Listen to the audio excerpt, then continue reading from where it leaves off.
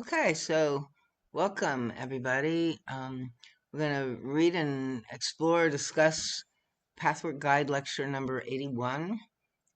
This is originally channeled on March 3rd. Interesting, 1961. So we're actually on the exact same day that this was channeled, only how many years difference? Like 26 minus 61, some 50, 75 years? I don't know. What, six?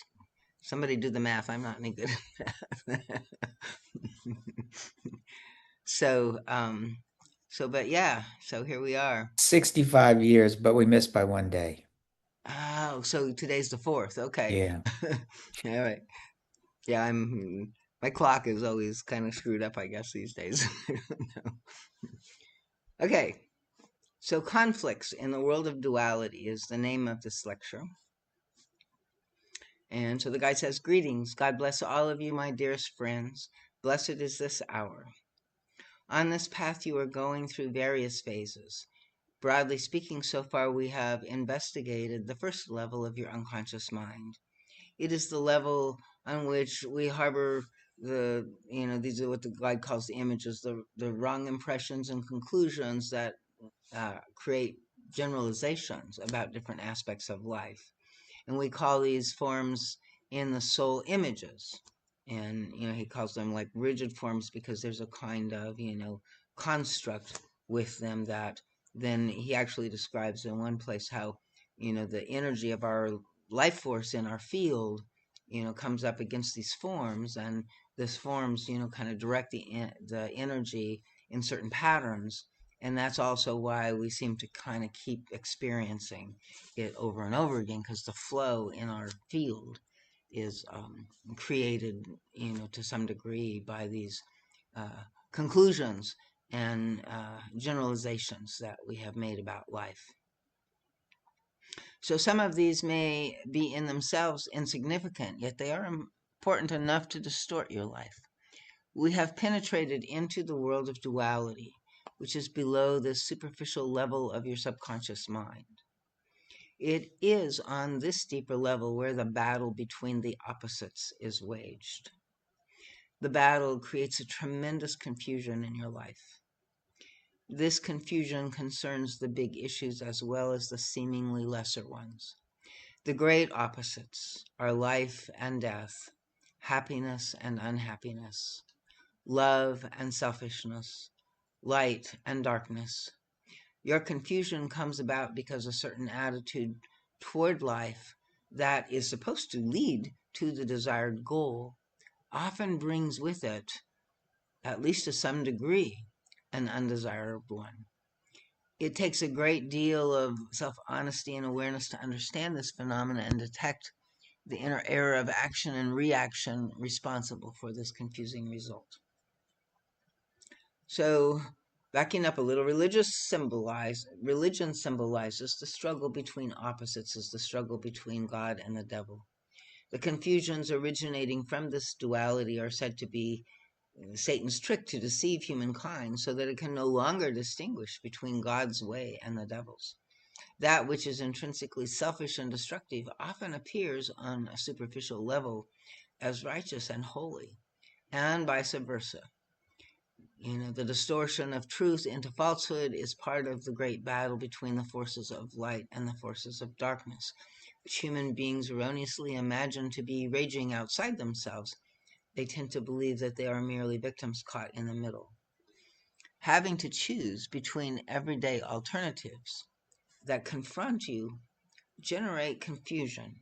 These alternatives are not crassly good or bad. They stem from the same basic struggle in the human soul. Modern psychology has recognized the same fundamental problem, calling it the life instinct versus the death instinct, or the pleasure principle versus the reality principle. In connection with the reality principle, however, there is also confusion. So often people are not clear which principle stands for God and which for the devil. Is the pleasure principle selfish and therefore destructive? Can you indulge in it without hurting others? Does the reality principle stand for duty, responsibility, work, achievement, and is therefore constructive? On the other hand, you are told that God is happiness, bliss, light, and the pleasure principle makes you yearn for that. Whether you know it or not, right at this point you are engulfed in one of humanity's major confusions. Underneath all the conflicts you have discovered through the work on this path is a larger conflict, always related to your world of duality. Behind your images and misconceptions, you always find conflict. In one way or another, you find that you are torn between several alternatives. By stripping away any superimposed motivations, at the core, you are bound to find the basic opposites. But this level of duality on which you are torn between the opposites is still not the core. Behind that is the origin of the world of duality, just as the world of duality is where your images originate. Strangely enough, this underlying source becomes on the next level one side of two opposites. In other words, the source, which is a unified core in its essence, at the next level of consciousness splits into two opposites. So this underlying core is your longing for complete happiness, light, love, peace, bliss. The original longing is for happiness supreme, but life on earth prohibits such fulfillment. This prohibition creates the world of duality and therefore your conflict.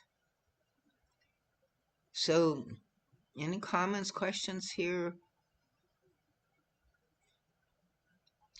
And we have this, deep underlying drive, longing, soul, force within us that strives for fulfillment, that strives for this happiness supreme.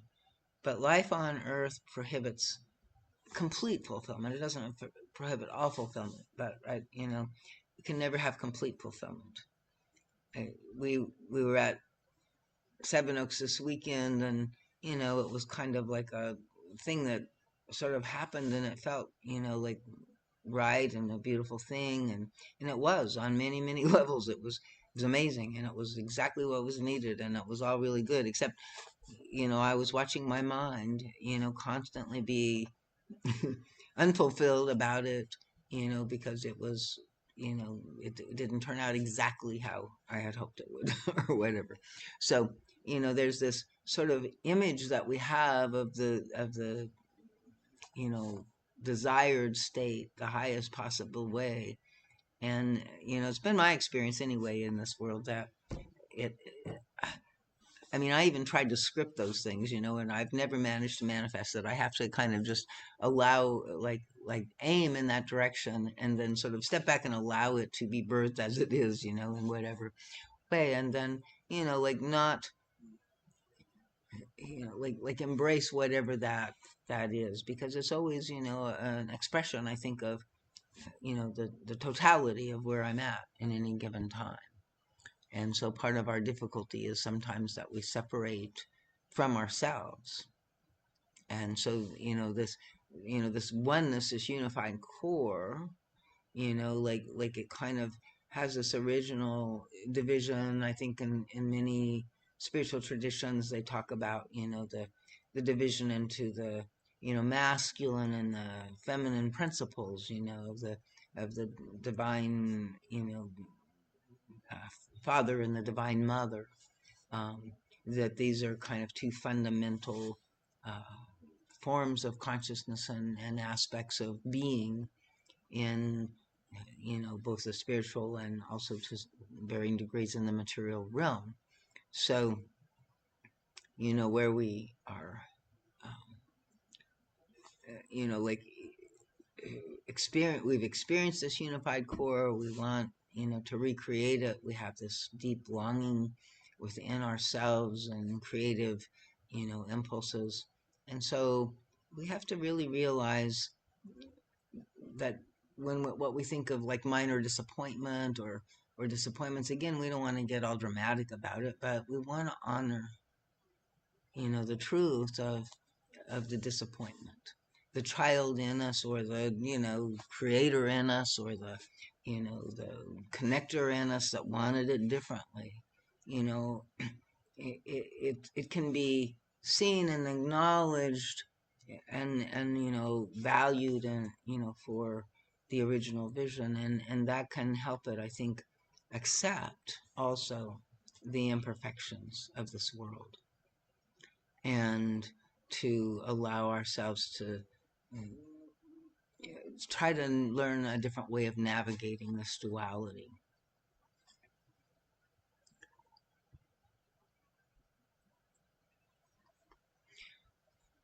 So the fact that we life on Earth prohibits total fulfillment, that creates this world of duality and creates our internal conflicts and external conflicts. He says it's equally true to say that the world of duality actually creates the prohibition or limitation.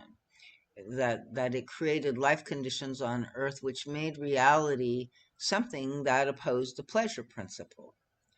So to speak in psychological terms, there's something in reality that opposes the pleasure principle. In spiritual terms, that reality on Earth opposes the divine principle of bliss.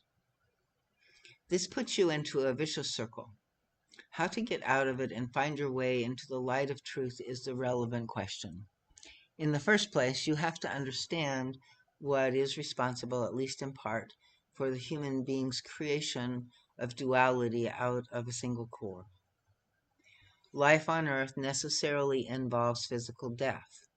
Even if we remove many of life's mysteries or miseries as unnecessary, as created out of confusion, physical death still remains. It is still a mystery, unknown and therefore frightening, in spite of religious faith. It seems to be an end. As such, it is in crass opposition to the longing for life.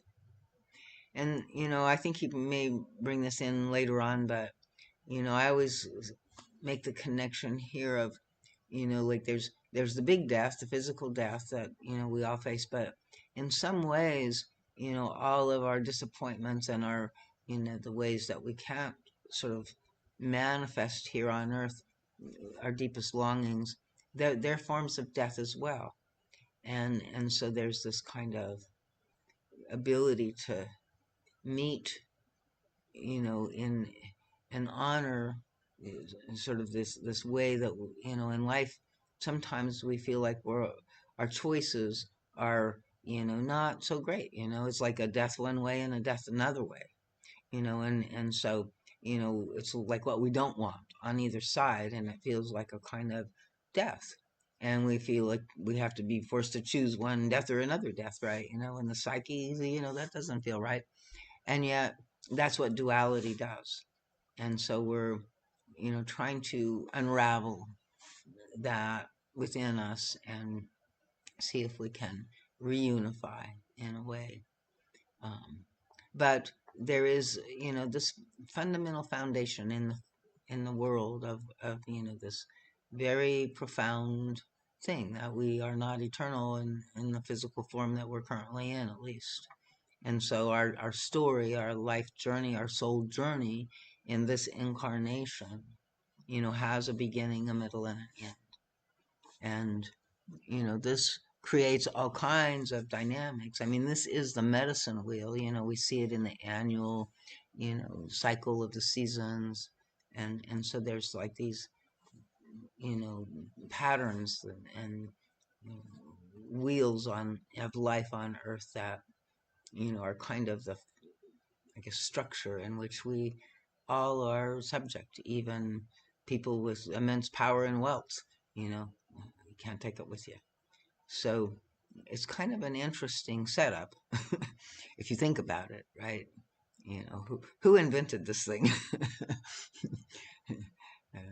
And yet, you can kind of maybe sense, even though it's you're in your own struggles, or life is truly difficult for you and where you are, that there's something, very profound, very meaningful in somehow all of this. So, life in essence means bliss, so that every our longing for life, confronting death just, seems to be not making any sense, or, the end of the world to us in some way. And then all the religious explanations, however true they may be, we really don't know. They're still conjectures. So thus, by following through in logical steps, we see that the fear of death creates the world of duality, and the world of duality creates a reality that says no to humanity's longing for complete fulfillment. And this leaves us with the problem of death. It is by dealing with it that we can break the vicious circle. Humanity has tried to cope with the problem of death for as long as it has existed. Unfortunately, these attempts were unsatisfactory and were bound to fail, just as your unconscious attempts to solve psychological problems by shortcuts and evasions are doomed to fail. Instead of facing the issue squarely, you superimpose. Here comes Sky again. I'm still missing. Let me, because I'm still missing somebody new that was, I thought, coming in, and I don't know what happened to them. It's me, sorry. I entered through Hey, my window. Sky, yeah. Guess she's not joining us. Okay, yeah. Glad to have you back. So where were we? So, um, humanity has tried to cope with the problem of death for a long time, and then, you know, these attempts were unsatisfactory and bound to fail, just as our unconscious attempts to solve psychological problems by shortcuts and evasions are doomed to fail.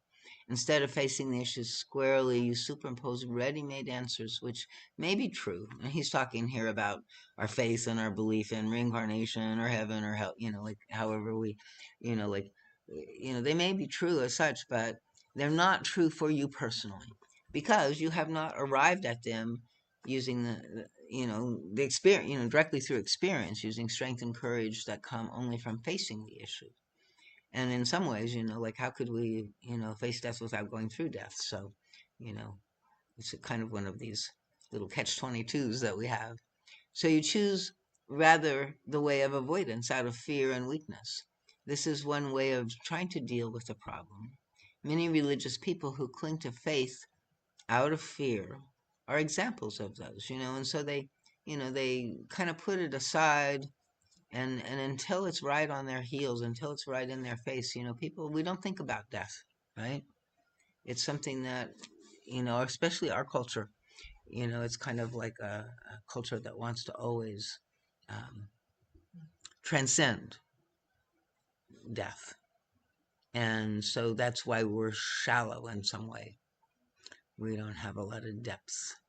Um, and like, we've kind of hidden death away. All the old people go put them in nursing homes or hospitals, and so we, you know I mean, many people are caring for elderly, so that's not for everybody for sure, but our culture in general, compared to everybody used to kind of have death in their lives a lot more. Children died young a lot. People faced death a lot more than we have in our generation. um, so, you know, it's nice in some ways, but in some ways it, we're not in touch with the depth of the the journey of life and death that life is. So another attempt to deal with the problem of death is through negation of the very thing for which one longs most deeply. So humanity longs for bliss and eternal life, but many who desire it are terrified of not attaining it, and therefore they rush right into the negation of what they long for most. This self-destructiveness can be found on all levels. It manifests in your attitude. It manifests. Where did I lost my place? I'm sorry. in your attitude toward less significant aspects of life, but it is basically your way of coping with the problem of death. The atheist materialist and the superficially religious, who want to avoid death by superimposed faith, are two prototypes. Neither realizes that each is doing essentially the same thing, that is, throwing away what they most desire. They violently oppose each other because to each one the other represents the opposite of what he or she believes to be the solution to the big problem. Yet neither has found the answer. Sense that must come from the self, from within. It comes only by courageously facing these problems, questions, confusions, and fears, and examining how you have tried up to now in your particular way to cope with them. My speaking of the longing for God may sound distant and abstract. When you try to imagine the divine bliss that spirits enjoy, your automatic association produces something that is usually quite different from the happiness which you as human beings long for. You imagine the bliss of heaven as something dull, sterile, uninteresting.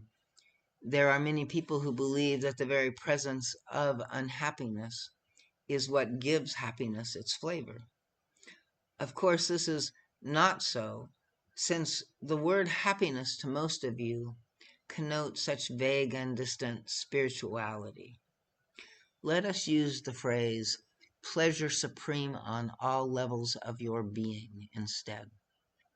Your deep-rooted longing for this pleasure supreme is constantly in conflict with reality as you know it on earth. This is the result of your inability to come to terms with death.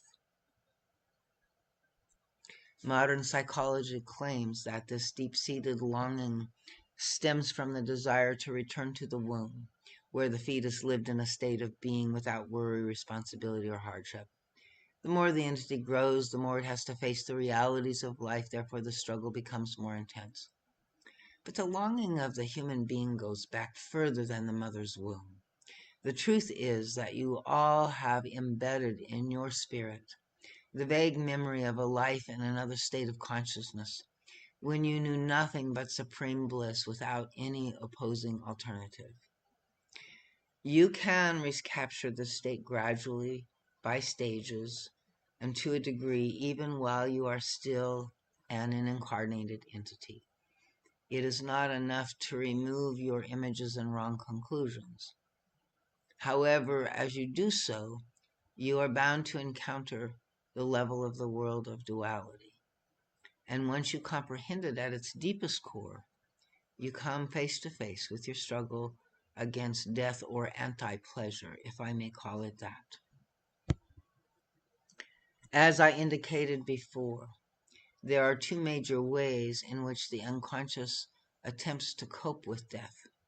Both are based on negation, one by evasion and the other by deliberately going into what you are most afraid of. In both alternatives, you struggle desperately against death. You struggle no less when you deliberately choose death out of cringing fear and a negative spirit of weakness. It is an altogether different choice to accept death in a healthy way out of strength. When I use the word death, I do not mean merely physical death. I refer to all negative aspects of life, everything that opposes your pleasure drive. In that sense, death also means loss, change, the unknown that may actually contain something better than the state you are in, but by the very fact that it is unknown, it becomes terrifying. There is no human being who does not die many little deaths every day. Your attitude toward death in all its aspects determines your ability to live and experience pleasure. The healthier your attitude toward death, the more the life force can flow through you, and therefore the more healthy and enduring will be the gratification of your pleasure drive. Your first step is to detect how much you struggle against death. Become fully aware of this, just as you need to become fully aware of the constant longing for pleasure supreme. Both may be very hidden. Find which of the two ways you have chosen to cope with death, evading it or rushing into it. Both are present in every human being, but one or the other may be predominant. In the latter attempt, you sabotage the happiness that you could have because you are too afraid of losing it again, or not achieving it to the degree that you desire. You say death or loss is unavoidable anyway, so I might as well get it over with. An extreme example of this is suicide. You are torn between two unsatisfactory and damaging attempts to negate death. So again, even, facing death, we're in a death situation. These artificial, forceful, and cramped attempts bring you so much nearer to what you want to avoid, and you forfeit that which you wish to gain. So it is not in acceptance itself that you find strength and healing, but in how you choose to accept death. Acceptance, mixed with fear and negativity, both of which lead to self-destructiveness, is altogether different from a healthy, strong acceptance of the inevitable. Squarely facing it, not cringing from it, you will come to terms with it, thereby freeing the life force in you, which remains bottled up as long as you do not learn to cope with death in a healthy way. You sense that the solution lies in acceptance, but you also believe that in acceptance lies annihilation. As long as this confusion is not brought into consciousness, you cannot begin to find your way out of the maze. Faced with this confusion, people often resort to religion in any of its varied forms, but they do it in a spirit of evasion and fear. Thus, religion, no matter how true its teachings, will not really help, just as the wrong kind of acceptance does not help. This kind of religiousness will not help because it is accepted out of weakness, which pollutes people's motives. Deeply sensing the untruth of their motivations, they despise themselves for it. Moreover, the superimposed faith has no real power to help them. They accept God and everything that belief in God implies, not out of real conviction, nor out of deep, genuine insight, mystical gnosis of some kind. But they cling to it because they are afraid. Thus, the enemies of religion are often right when they say that religion is an opiate. By the same token, the enemies of materialism are right when they reject the materialistic point of view, not only because it is not true, but also because the motivation for accepting it is also fear. Comments, questions?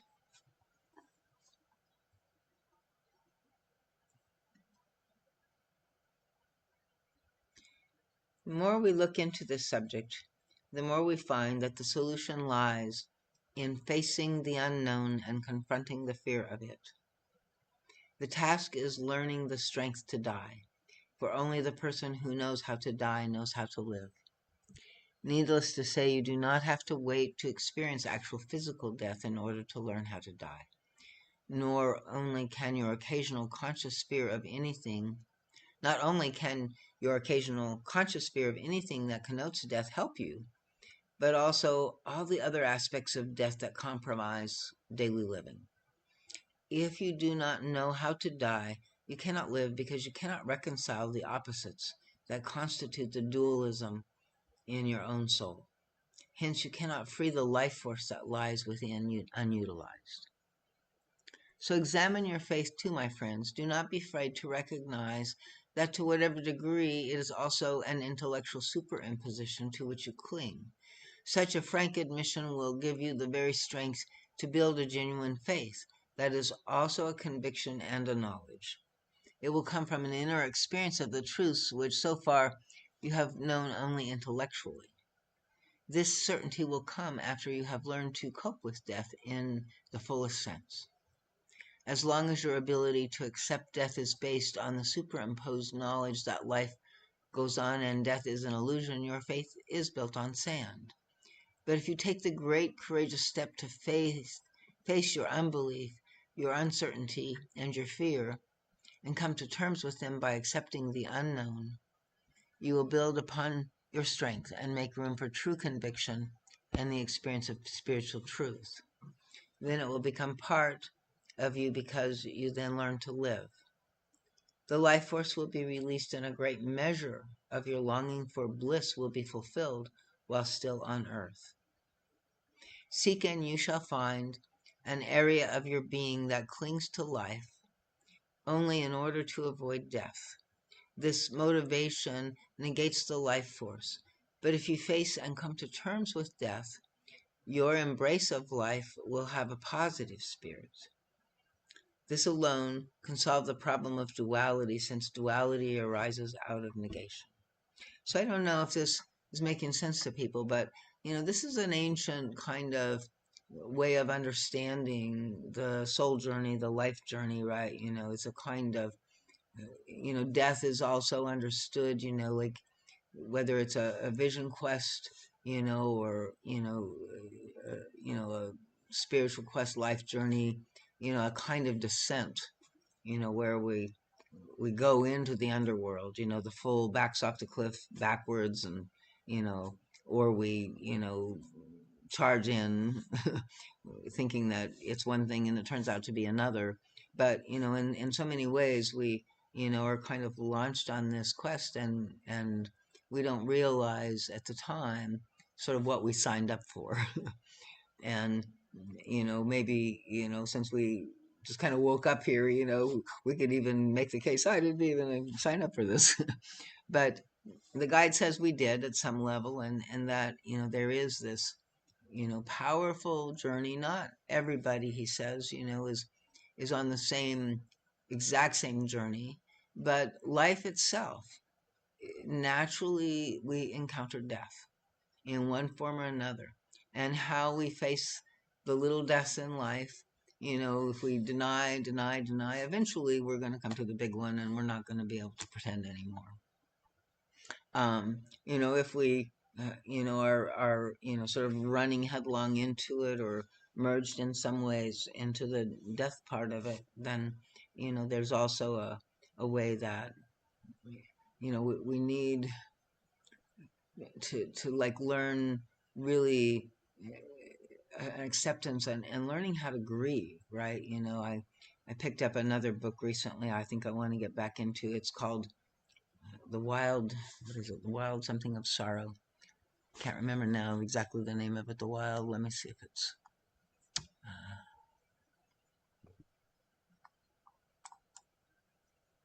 yeah, that's not it. Okay, sorry.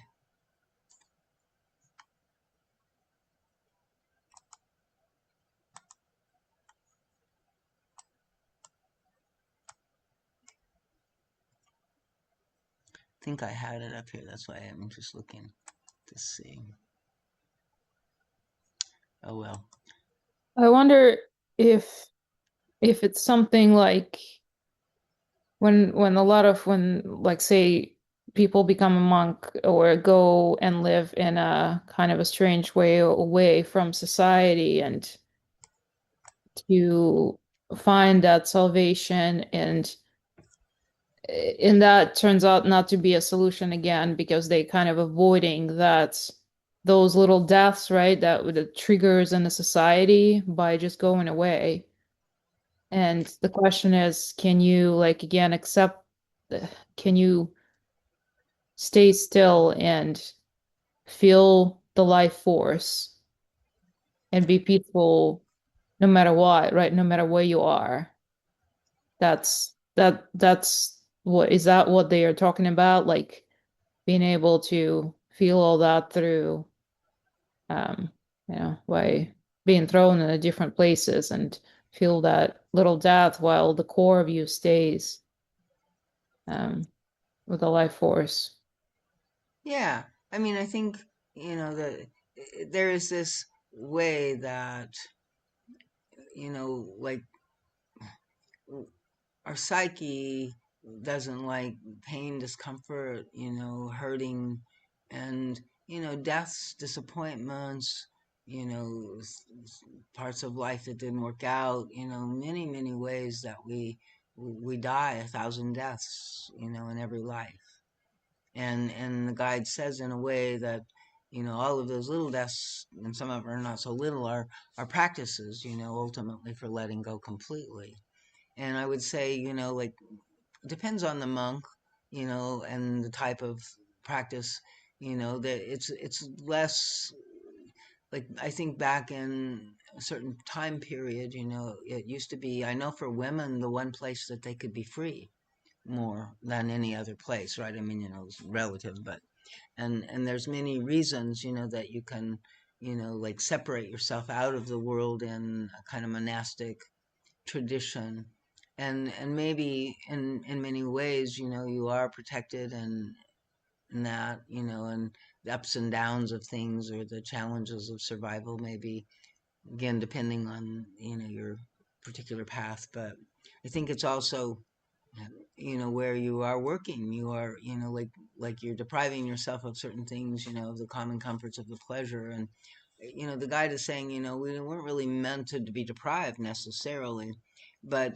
there is a way that, I think, in another level of working with duality, you're experiencing the richness of life fully, even in its imperfection or its state of lack in some way.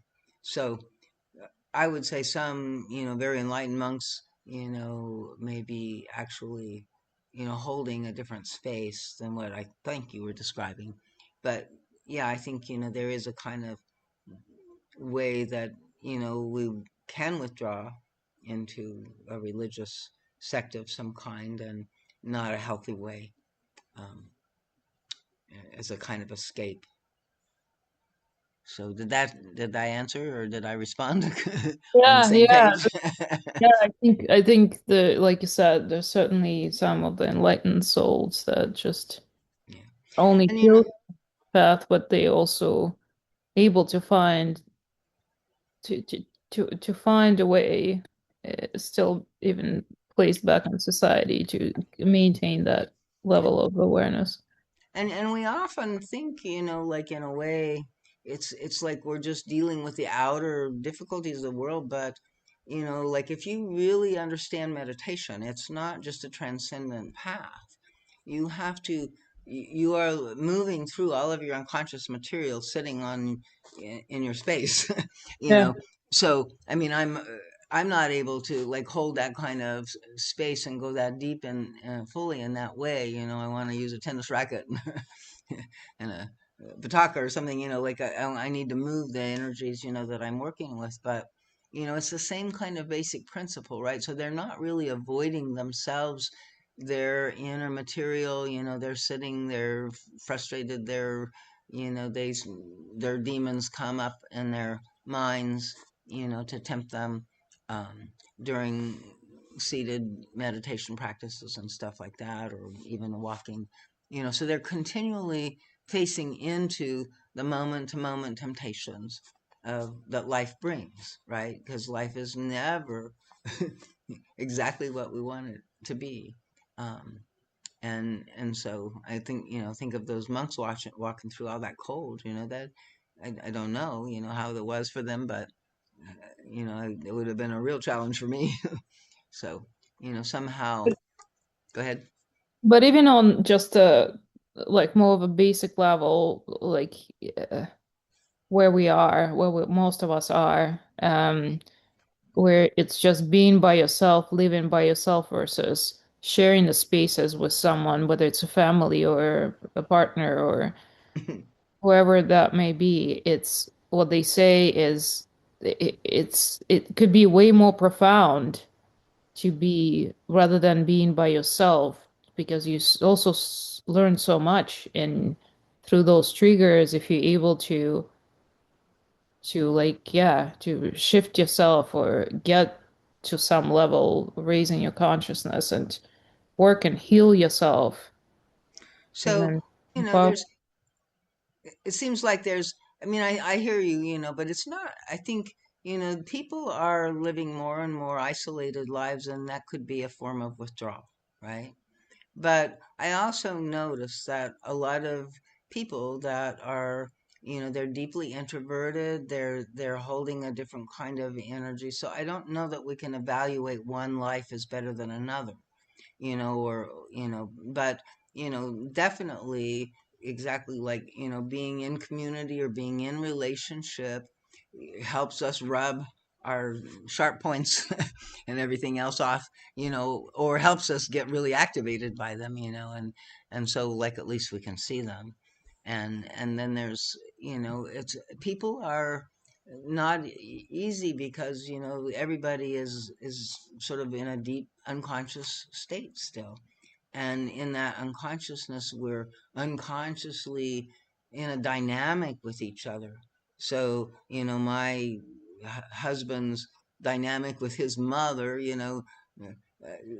feels like some kind of withholding that triggers me and my dynamic with somebody, so it's like, there's this kind of synchrony that happens, in the way that our defenses interact with each other, and we get kind of pulled into uh, a challenging relationship, or we have to accommodate, or learn when to fight, and or when to stand and hold our cards, and when to fold them, so all of these many more decisions, and it's a lot, and we're dealing with a lot in the world right now, and people are kind of, I think, in a time where we're at a maximizing of individuation, and so differences and separation seems to definitely be more accentuated.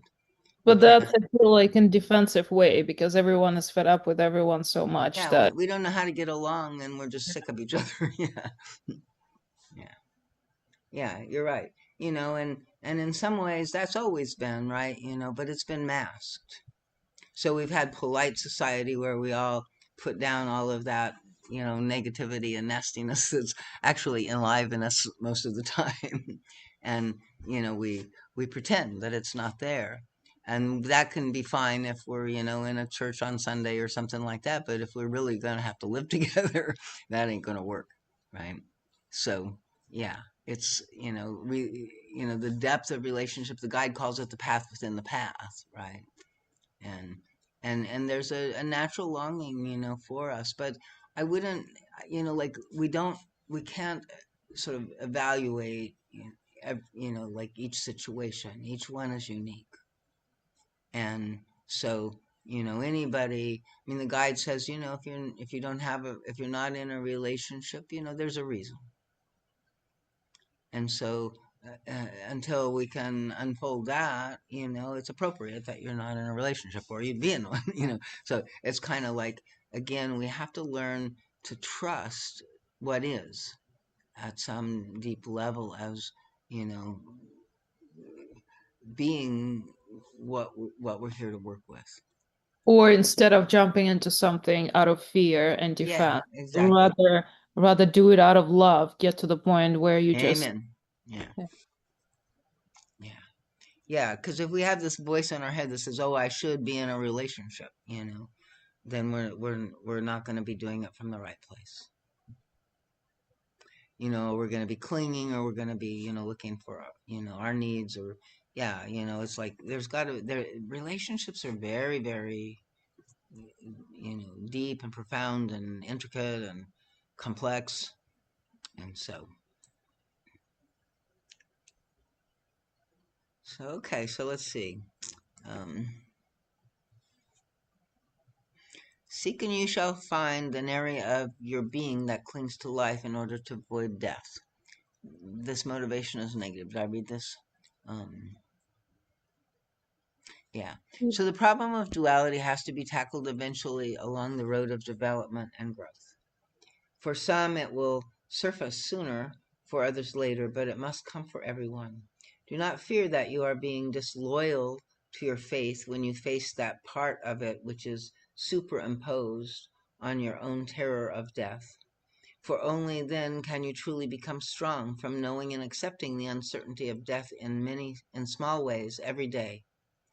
This strength does not come from evasion or from anything negative. You will know that death is an integral part of life.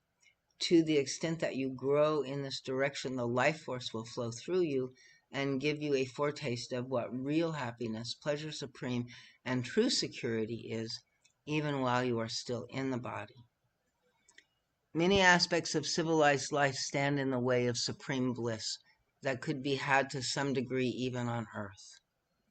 They are a direct result of the inner duality, which in turn comes from the inability to die. Civilized life constantly imposes on you the alternatives of pleasure and unpleasure. Let us consider, for instance, work that is not always according to your creative abilities and inclinations, and therefore not according to your liking or pleasure. Moreover, the conditions of working with all their musts, which stem from political, economic, and sociological factors, which again are themselves a result of the inner duality, necessitate a struggle for living. This encourages ambitiousness, drives, and compulsions. In addition, these often confront one with obligations, which may only be necessary within the framework of your present life on earth. In these ways, a reality principle is created that stands in clear opposition to the longing for and fulfillment of the happiness that could be yours. Here, individual inner problems have collectively brought about a state of civilization that makes life unnecessarily difficult. Thus, your often unpleasant reality is, in many respects, unnecessary and shows up as a collective manifestation of the inner duality. And you can see that in the duality of our political system and now and everything. Everything's extremes and. So as each person begins to face this problem within, he or she helps to change the world and these conditions in ever so subtle but nonetheless decisive ways. As you focus on these problems within yourself, you become able to cope with the unnecessary duality. So there's like real polarity, there's life and death, that's real, but then we put it into a adversarial duality position. And so he's saying that we can become able to cope with unnecessary duality in a much healthier way. Simultaneously, you also help to change the overly harsh collective reality principle.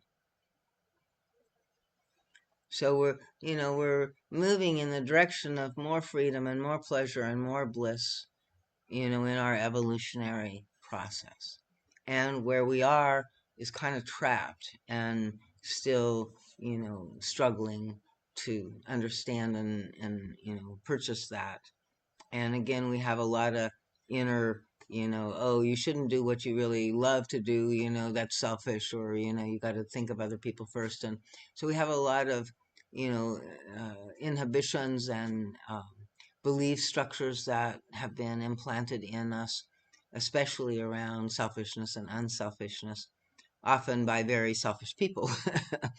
So we have to find a true balance, and that true balance is going to be living in our own true nature in our heart. And again, we have to see what is our burden, or what is ours to carry, or be responsible for, or take on. And maybe a lot of our heaviness and our weariness and struggle is because internally we're not free, even though we can't really do much about it. We can't fix the world, we can't do anything. Somehow it's still, we're still facing some kind of unhappiness. And truly, like maybe this is the happiest time that we're going to be in, or who knows, where we're going, right? So I think again, this idea of feeling, the beauty, the gratitude, the, presence of the life force as best we can in any given moment, and to try to do our best to sort of cultivate things that we love to do that bring that to us, and bring pleasure to us, and not feel guilty about it, but to choose to find our own way, even if others, you know, are not interested or whatever. So we're looking, for a distinguishing between the healthy wish for mature love and the childish craving need to be loved. Um, and then with the help of this awareness, we free ourselves to some extent, from that craving. And again, my experience is we actually, we respond to that internal craving with our own self-love, right? And that we think, well, that's not going to do it. But I'm going to say, in my experience, it's amazing how it does it. So strongly recommend that we kind of turn towards ourselves wherever we have a lack or an emptiness or an unfulfillment, from another person, um, and see if we can support ourselves in that, at least temporarily. I mean, it's always great to, have the others, but if we can stand in our truth, then I think that attracts and brings the other support that we need. So, nevertheless, it's necessary for us to understand also the origin of the excessive demand. And he says the need comes from a vague memory embedded in spirit. So, in some ways, I watch myself all the time, just, presume that things should be different than they are and just get crazy frustrated or, confused about when they're not. And, I think that comes from, yeah, I came from a place where this was nuts. We didn't work like this, So, there's some part of us that remembers that, and on some part of us that knows that it is possible to have a kind of pleasure supreme, and a part of us that feels like, well, that's what we came to experience here on earth. And so when we are not in that state, there's this feared place of something's wrong, we did it wrong, everything's not going to turn out okay. And that's another kind of death. So now you may ask, if this wish has a spiritual origin, then why is it unhealthy? So he's talking about, where we got this wish was because our nature, our original experience in spirit was, that kind of level of love and freedom. So if that's where it came from, how come it's not working here? Part of the answer is that it is impossible to gratify such excessive expectations on this earth, given the reality that humankind has created. Nor is it enough to say that childish craving is one-sided while mature love is willing to give and love as fully as one wishes to receive. In the adult, the childish craving subtly merges with the mature love capacity.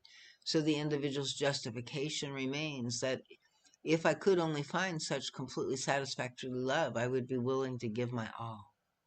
This is often true, but the answer lies still deeper.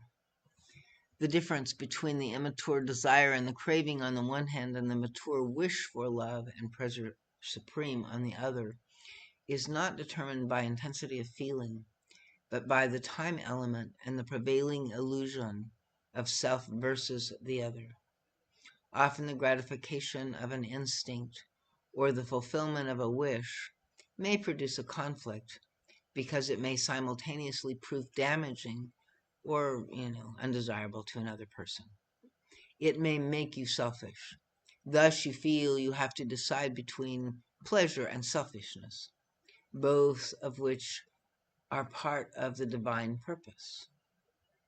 How is one to cope with this duality? You may remember a recent lecture I gave on the great transition in human development. In that lecture, I showed you the illusion of self versus the other. There is no such thing as a true experience of bliss at the expense of another. I mean, he's saying it's not really, we see other people seemingly, having that, but he's saying it's a false play. They may think they may even fool themselves that they're having a good experience at the expense of another, but that's never true. Realization of this truth will come only as you proceed on this path through all the steps I lead you. This wider vision will be attained also by a reflection on the time element. Instant gratification often sets one's own pleasure against the others. However, from an expanded vision, this ceases to be. The more mature one is, the better one will be able to connect cause and effect, even if they are not close together.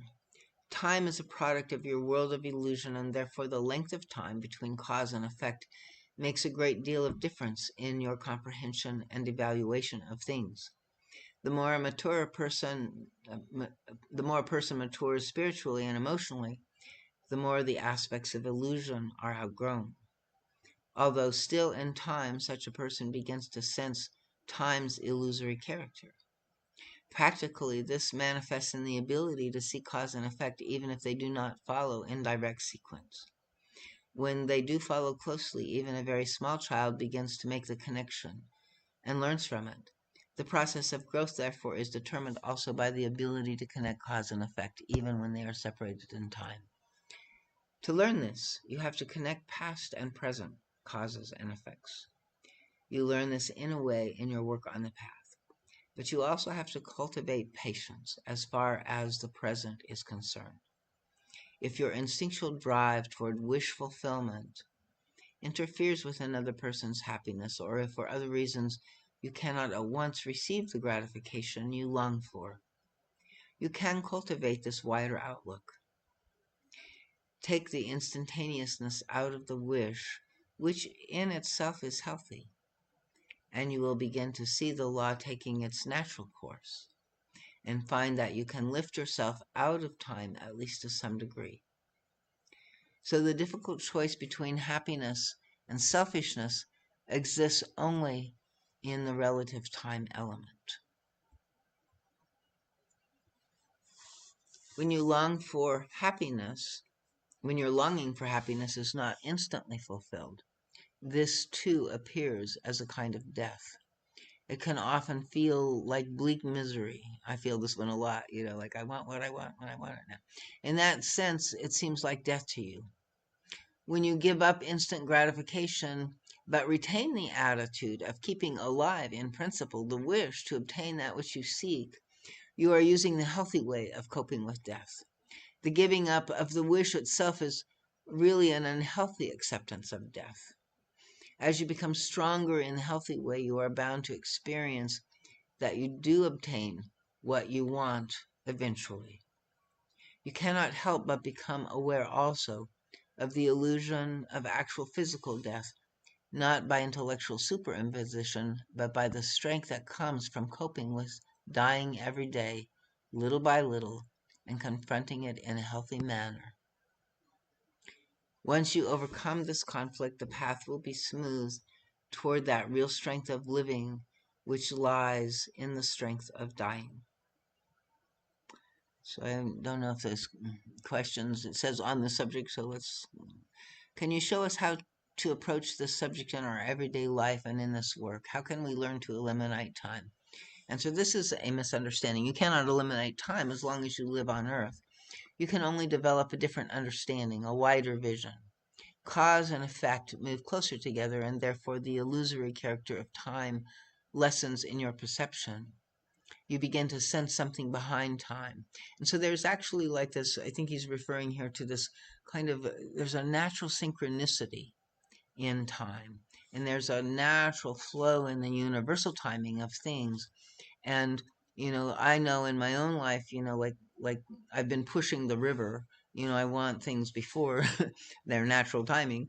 And that usually just kind of prolongs the difficulty or wears me out or whatever, So it's kind of an interesting thing to play with as we awaken more, or we kind of just expand our sort of conscious awareness of the flow of the life force and, the flow of our own life, and sort of seek to, see some of the synchronicities, even sometimes the negative synchronicities that are there. I notice that a lot as well. So there's a kind of cause and effect even in my, sort of reactive spaces. And, so if, something happens, like I kind of see that reflecting back. Oh, that's my energy bouncing back to me. So the the answer he's saying here is, um, the best practical approach with which to begin is the process you are using in this work. You all begin working on this path with the conviction that so many mishaps in your life were caused by other people's faults or an unkind fate. As you proceeded, you found, not as theory but as fact, how reactions or attitudes of your own were responsible for such occurrences. I don't know, responsible sounds kind of more like a direct cause and effect, and I think it is in this kind of quantum layer of things. But I think it makes more sense, to, see how, like the energies of things are going to affect things, right? And so if I'm in a certain energy state, it's like that's going to affect an outcome. So, when this came to you as a, like, so this came to you as a wonderful revelation. It can be, like a really healing recognition, even though it's, showing something where we've been in error, so to speak. But, it's like, it doesn't have to be taken as, a fault of ours. It can just be like, oh, I understand now. So you may not have as much success in areas of your life yet, but you have begun, and you can now connect cause and effect. You were incapable of doing this before, since cause and effect were not close together. Careful investigation, however, has revealed the connection. The more problems you find and therefore resolve, the closer you come to this illusory nature of time. So in this respect, you have a new work assignment, and the more you work on it, the closer you will come automatically to sense another dimension behind time. I do not want to use the word eternity. This other dimension behind time is still not the ultimate, for behind this is something else still, and beyond that is yet something else, for which there are no words at my disposal. As to the practical approach in learning to face death in your daily life, it is so self-explanatory, I hardly need to go into it. Work first toward the recognition and awareness of the basic current of your longing for pleasure supreme, as well as your apprehension of death in all of its facets. This is not too difficult. It is a matter of focusing your attention. By looking at your various moods, emotions, fears, apprehensions, and anxieties, which all represent a form of personal death, you will see how you really react to death. Find out which of the two wrong ways of coping you use in your emotional response. Learn to become aware of everything from which you cringe. Do not repress this fear. You will then begin to see that you fear not only the negative, but also change, because it is unknown to you. This is the great battle between another pair of opposites. One is the surging spirit going forward, and the other is the supposed safety in sameness. On the tree of life, there's yes to comfort, yes to risk. We want to stay the same, but we have to keep moving. And so we can go into stagnation in the comfort, and so something has to break us open, if not our own capacity and desire for risk taking on at some level. Then life will upend our you know comfort levels at some point, sometime. So stagnation is a distortion of the timeless element of being. You may say that you are aware of your longing for happiness as well as of your fear of the negative. No, my friends, not one of you is aware of even the slightest degree to which these currents exist with you. So much is conditioned away. Again, we're just kind of like, we are taught to be unconscious of this, and we're not supported in being conscious of it in any kind of way. So why would we be there? So this work brings into clearer focus the awareness of that for which you basically long, and also what you fear. As this awareness grows, you will understand what I have been talking about. Question: I do not understand what you mean by saying our reality is negative for us so that we cringe from it. Answer: There is physical death and sickness, and the world of matter bound to decay. There is struggle and work for daily subsistence, and obligations imposed upon you that you may not like. I remember back in college coming across a book by Simone de Beauvoir called The Second Sex. And I kind of like this was in my day of awakening to the sort of women's liberation movement and stuff like that. But it was an older book than that, but it was very interesting because it was like sort of a larger perspective on how this is the woman's work. Is always the keeping at bay the chaos, which never ends. So we're always doing this kind of daily subsistence obligation that never feels creative, never feels transcendent. It's always just trying to keep things from collapsing and falling apart, or and our souls long for something, more transcendent and creative in our expression. And back in the old days, even more, that was the domain of the masculine, and the feminine was much more relegated, to this other kind of activity. But nowadays, we all feel, the burden of some of that kind of activity, and how, it sort of, feels like boring, or we really don't want to do it. And I think if we notice those inner contractions or resistances, and even those we can work with, so we don't have to say whoopee, but that we can grease the wheels, so to speak. We can put on some music and do our chores, listening to a good podcast or some great music or something like that. There's ways that we can support ourselves in, you know, going through that part of life, which is a part of life. And then, then there's these ways that, I'm constantly now dealing with my fear of what's coming, because of my, fear of change, and my loss of my comforts, and so, you know, I don't know what that will look like or if it will happen, but I think we're kind of like potentially facing something like that, and so we're kind of right in this middle of, this great duality, expression, not duality, multiplicity of expressions, and also, sort of this kind of shaking and transformation of, the comfort and the sort of the institutions that we had in place, whether they were great or not, they were something. And so as they, are falling apart, then, I certainly am aware of my own fears, and, you know, trying to remain, like, okay, it's obvious this is happening and has to happen, I guess, but even though I know that, maybe even, at a deeper level than just my beliefs, I also still feel a great deal of, resistance and, you know, grief about what's being lost.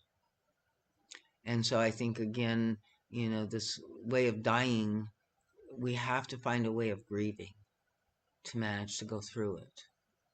And so there's this kind of process. The guide, I don't know if he speaks to it here or in the next lecture much, but it certainly has been a part of my understanding of the healing, and how, so much of our difficulty is that we don't know, and we're not supported in grieving.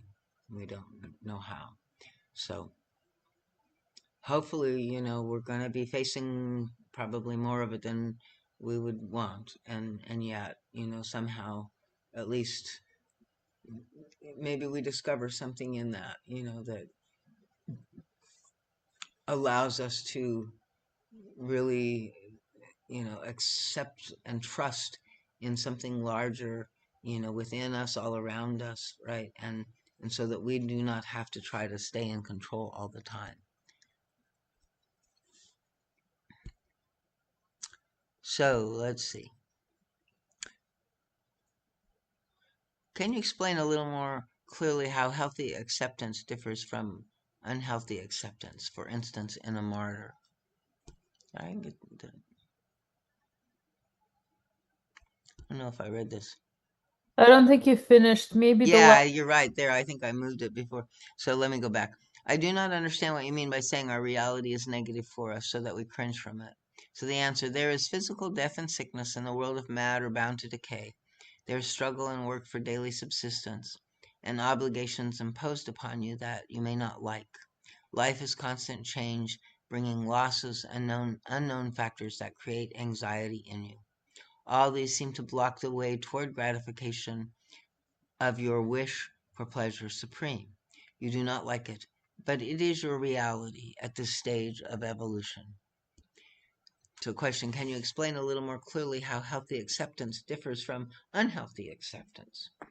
The unhealthy way contains, above all, a spirit of defeatism. As I indicated before, the very fear of something makes you rush into it. Your repressed desire for the exact opposite of what you fear, whether or not it is avoidable, makes you abandon the very desire. The healthy way is to say, yes, death is unwelcome. I really do not know what will happen, and therefore I do not like it. But it is a part of life, and when it comes my way, I will be strong enough to accept it. Others have gone through it, and so will I. I will meet it in full awareness of my uncertainty. I am now aware that I still fear it, but I will learn to accept what cannot be avoided, and thus I will eventually lose my fear. So there is something to me in this, like fear seems to be something that the only way we can lose fear is to keep experiencing it until we no longer are afraid. And I wish it were different because I don't like fear at all. But it seems, at some level that, even in the psychology of sort of desensitization of phobia, right? It's the same sort of thing. Maybe we can gradually sort of slowly desensitize, but we need to kind of confront and face and go towards that which we're afraid of. And life kind of enforces that on us a lot. We have to, kind of corners us so that we can't escape what we're resistant of or what we're trying to escape.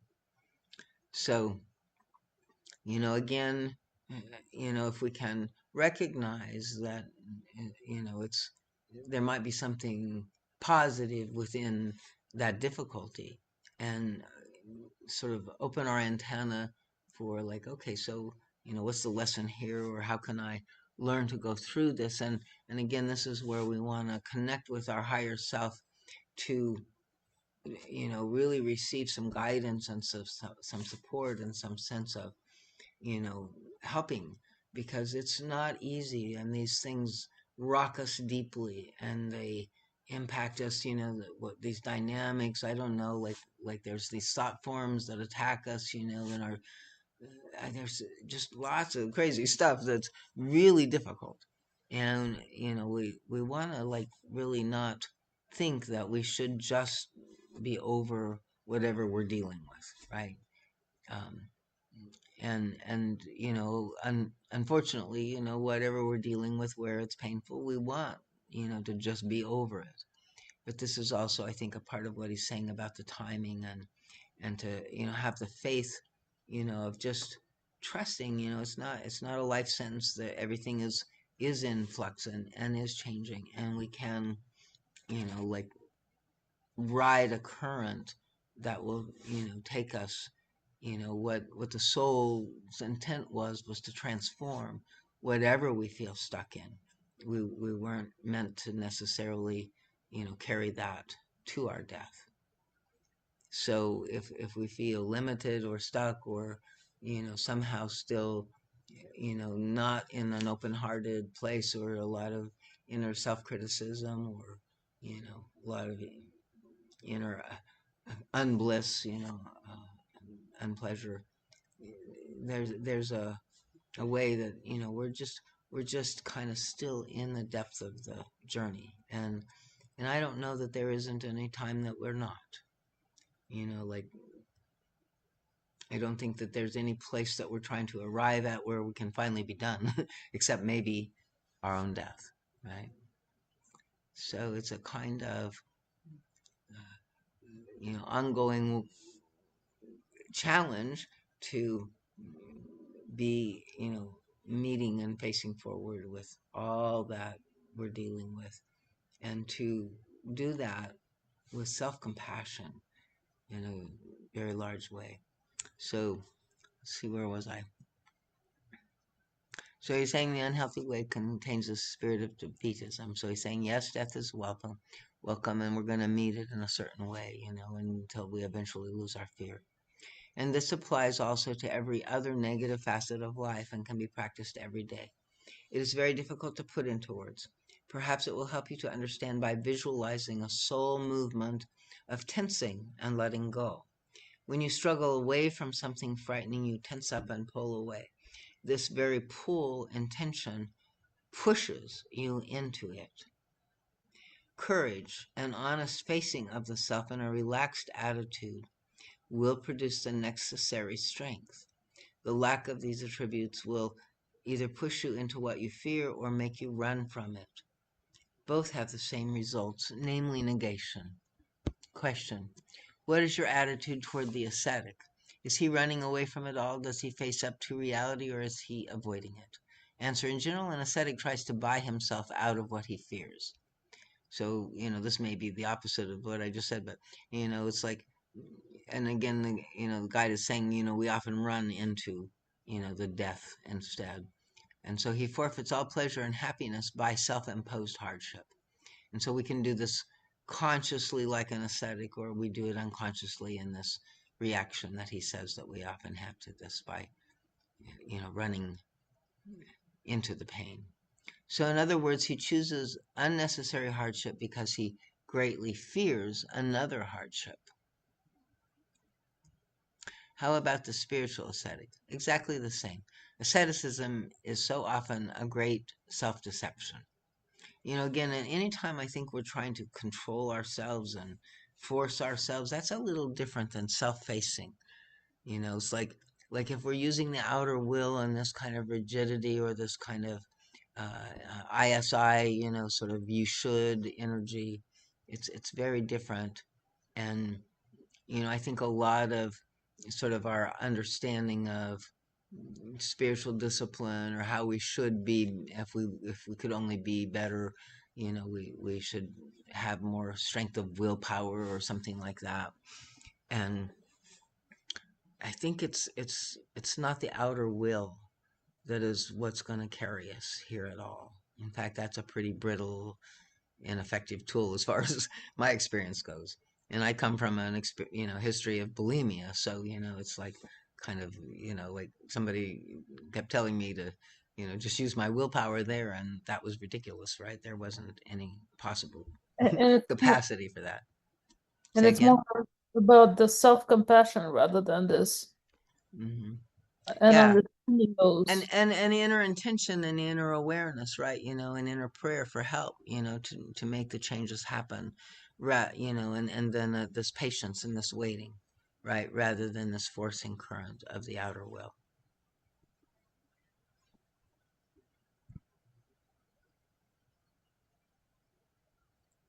So the principle of death is feared so much that the life force is completely negated, self-destructive. Okay, I think I read that.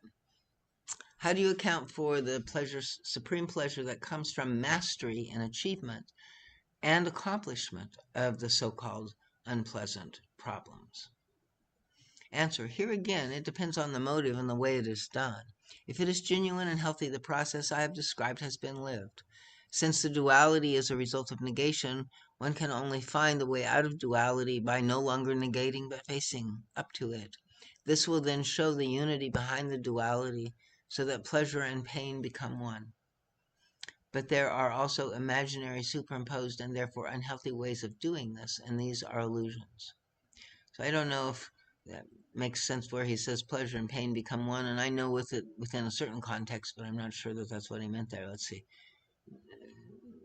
Only way, no longer negating, and this will then show you the, oh. So yeah, by facing into, the difficulty rather than running from it, that difficulty transforms into, more life force and more pleasure in our development and growth, and also, maybe our like the question, our accomplishment, our capacity. But he says there are also imaginary, superimposed, and therefore unhealthy ways of doing this, and these are illusions. Question: does the healthy state deny the unpleasant emphasis? Answer: no, I would say it is just the opposite. Death ceases to be, but this happens in a genuine way only after it has been worked through by facing the fact that it still exists for you. By denying it, you may encounter the danger of negation and evasion. If belief in the end result is artificially clung to, it has the very opposite effect. You cannot deny that which still exists for you. So again, it's like we're just suppressing, looking the other way, numbing out, that's not usually ways that are going to lead to total, greater satisfaction in life. So question: is it life and death or life or death? Answer: it is life and death. Therefore, it could not be unpleasant, otherwise it would be life or death. So death must be a pleasure. Doesn't the healthy attitude, therefore, deny the unpleasant emphasis?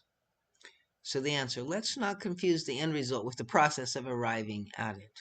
Many religious philosophies have taught this truth, but the end result has been used to avoid facing that which still seems unpleasant, if for no other reason than that it is unknown.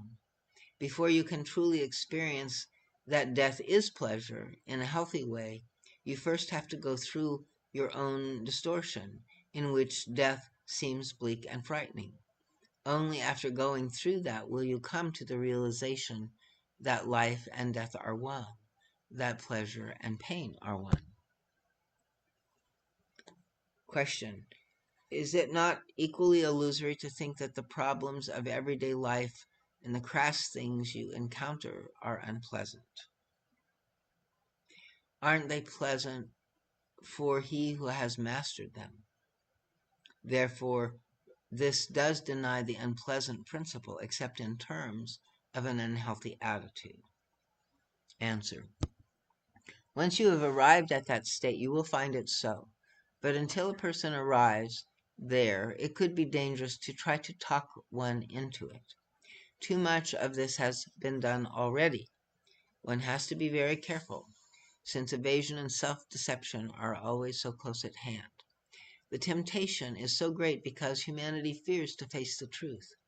Truth is never unpleasant, but it may often appear so in your state of temporary reality and distorted vision. People have to let go of a truth that they themselves have not yet discovered, and at the same time face the untruth that still lives within. You have to look into the very difficult abyss of illusion as long as it is still an abyss for you. So eventually, he says that you discover that there is no abyss there. It is an illusory abyss. But as long as it feels like an abyss for us, again, we have to integrate that. We have to acknowledge that feeling. We can't deny and separate from it, because that creates more splits, and what we're working towards is the integration. Comment: I think it has to do with the interpretation of the word deny. If one means that something doesn't exist, then one is wrong. However, if by denial one means that something is not real, that it is an illusion, that is different. Answer: yes, that is very true, but you see, there are so many religions which originally possessed this truth when they taught the denial of death. However, due to an inclination to arrive at the result through shortcuts, in order to avoid the unpleasantness of facing the illusory abyss, humanity clings to such words as "there is no death" and misuses them. The result is superimposed faith that is embraced out of fear and weakness. So let us be careful and always keep in mind that what seems most frightening, death in all its aspects, must be faced before it denies itself.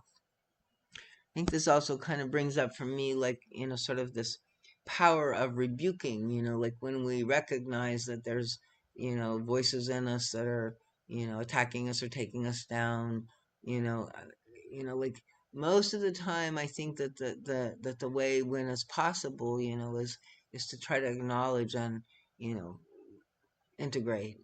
But there are forces of darkness, right? In a way where, you can recognize, and it's you know something that it's not so much denial, but that these are temptations that want to take you into a more darkness. And so in that case, I think, here a denial, or, like saying, I'm not going to follow you down that path, right, is maybe effective in certain instances. But I'm for the most part also, like wanting to integrate these voices, and it's a study in all of this. And so sometimes, we try something, and if it's not working, we try something else, right? To try to um, find a path through our maze inside of ourselves, right? So I guess we're closing the lecture now.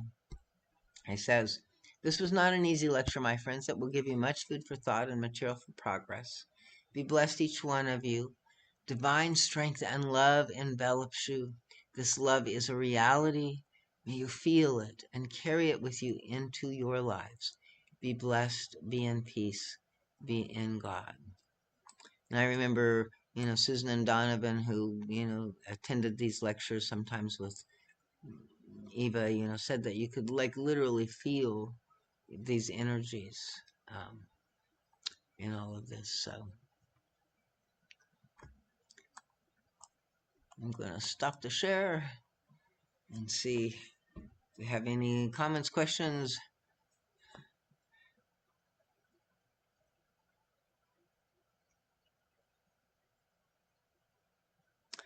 No, it's a kind of more esoteric thing, but I think it's really an important thing to understand, and of what we're trying, how we're trying to transform, because the egoic mind is naturally dualistic, and we've been programmed, you know, by other dualistic egoic minds. And so, this, it's in nature at some level, or it's our program nature, to be stuck in this sort of duality.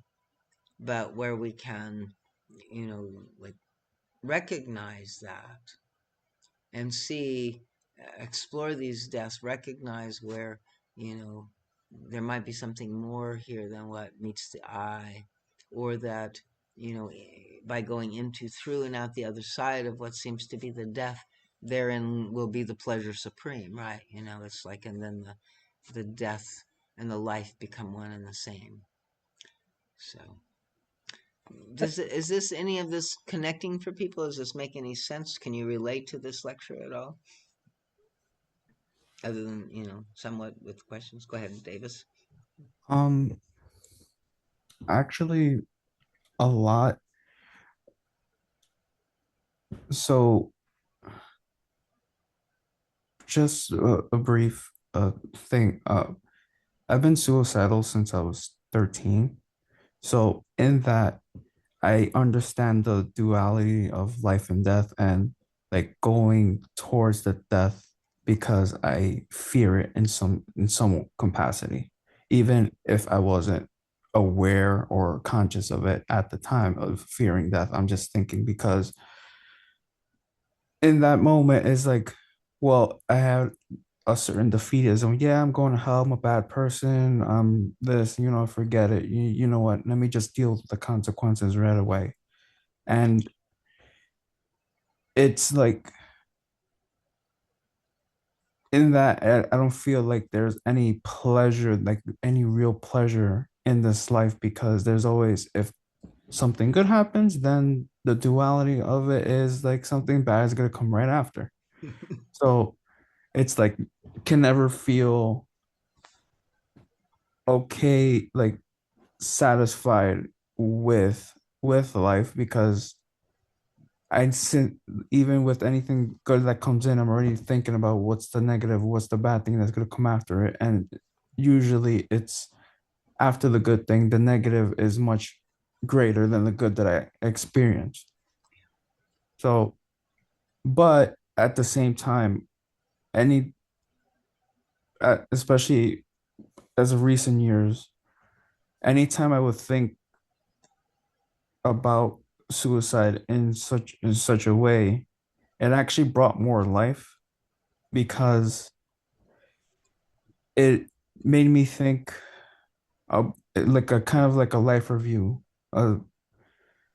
Like if I were to die today, right? If I were to choose to end it today, what would I do different? Like what would I do differently, or like how would I approach life differently? And that, when I think of it that way, it brings more life into me. Still struggle, but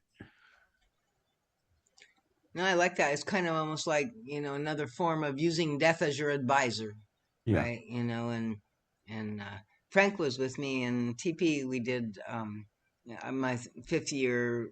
We actually kind of imagined, like set it up so that like when they arrived for their first weekend of 4, they were told that by weekend 3 they were gonna die, and so kind of like focalizing, this question of what is my life, how, what would I change, or what is, how can I be with what it is, in a deeper way, or many questions that get, I think, help us rather than run from our life.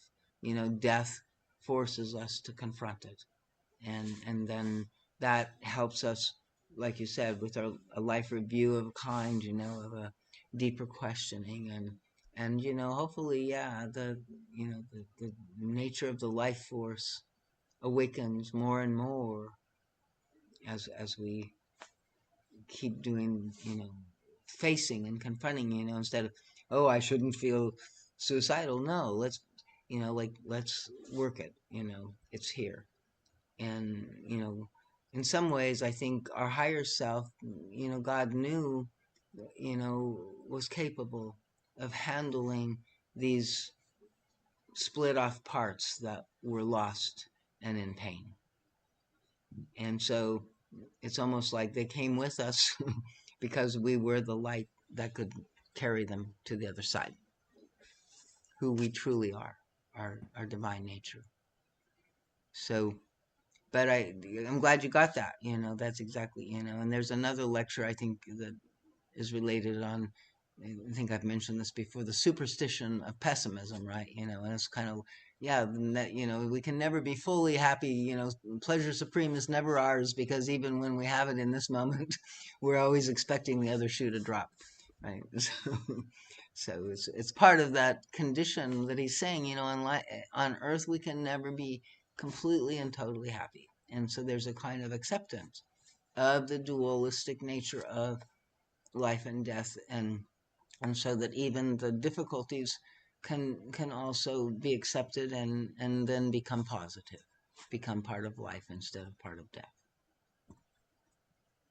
It reminds me of this lecture I listened to by Baba Ramdas, and he was recalling the time when he had to take care of this lady for a year. She was diagnosed with terminal illness and she was dying. And he found himself in service of it, and he's experienced such a profound shift of by in her being around her energy, and he recalls that he felt through that death through her as she was coming to terms with it. Yeah, couple whatever it was, couple months before she died, and he felt that it's almost like he felt it through himself that she's come to this acceptance of it, of finally not fearing it. And as he was describing it, it's such a profound feeling where you get to that. But the sadness of it all is that a lot of us just come to it when we near death right there. Just Yeah, I mean, I think it's interesting, like a lot of death doulas and hospice nurses and stuff like that, really, have a lot of those stories too, and, people die in the same multivarious ways as that we live. But, certainly there are many of those that, like a lot of times I understand, like that at some point before people's death, if it's a longer, lingering death and not a sudden death, that they will come to a state of radiance and acceptance and kind of spiritualized still in the body, Yeah.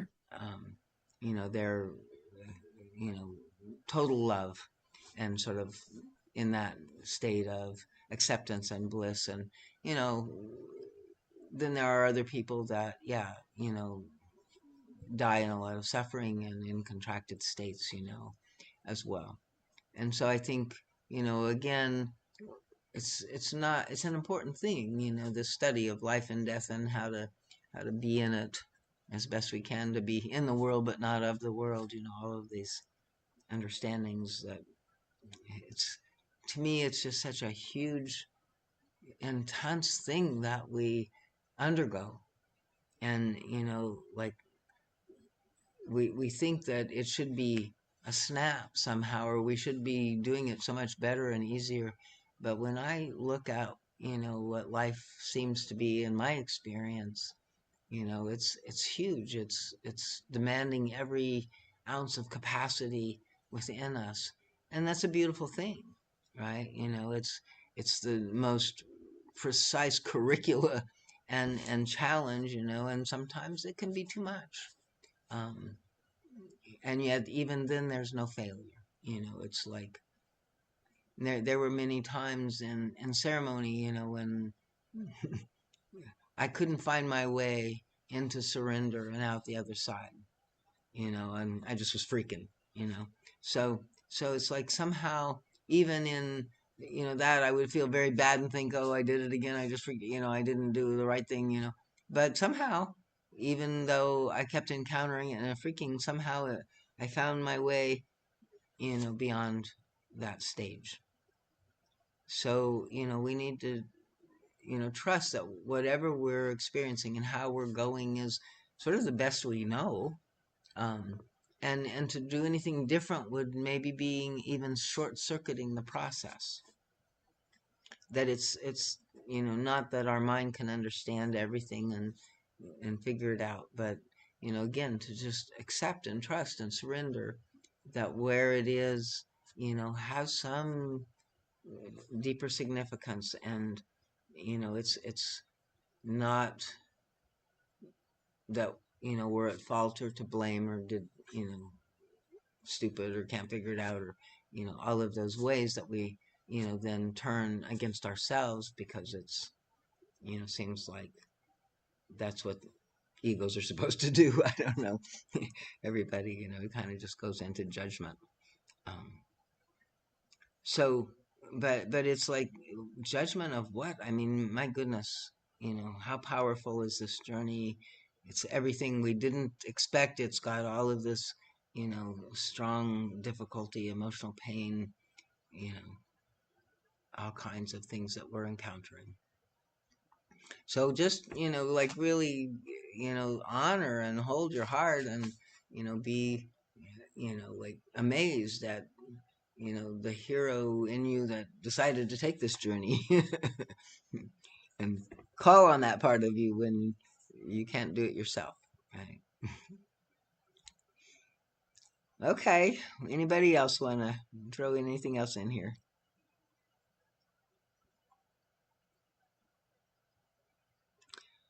Okay, I guess then we're complete for this evening. Thank you, everybody. Thank you, darling. Thank Everybody. you. Bye, everyone. Hey, everyone. Good to see you. See you, everyone.